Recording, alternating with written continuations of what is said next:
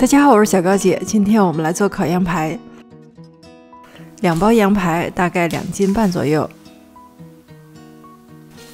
去掉包装后呢，沿着骨头缝把它切开。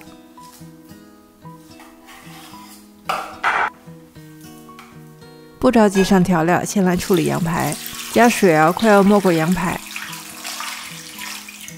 ，1小勺盐，再加1小勺小苏打。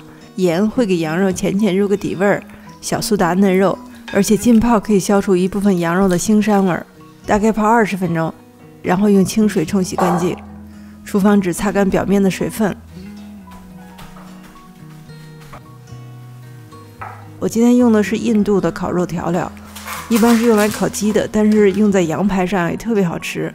你可以用烧烤蘸料，或者是孜然跟辣椒粉的组合也很好吃。最好是用干的调料给羊排上味儿，更容易激发羊肉的焦香味儿。这么多羊排，我一般用半包调料。你看我撒了很多，其实这里面主要的成分是红椒粉，它也不是特别辣。烤过之后呢，有焦香味儿，跟羊排非常搭配。盖上盖子，腌制2个小时就够了。家里有烧炭的烤炉呢，烤出来味道更好；没有的话呢，用气炉也可以。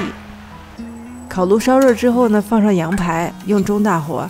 烤起来都很简单，但是有一个注意事项，羊排很肥上面有很多油脂，快烤熟的时候呢，油脂融化，然后滴落在烤炉上面，会引起火苗。火苗太大的话呢，会把羊排的表面撩成黑色。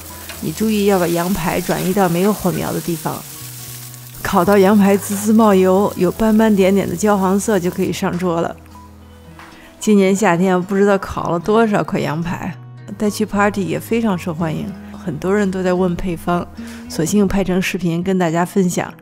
先咬一口肥肉，再大飞一口瘦肉，越嚼越香。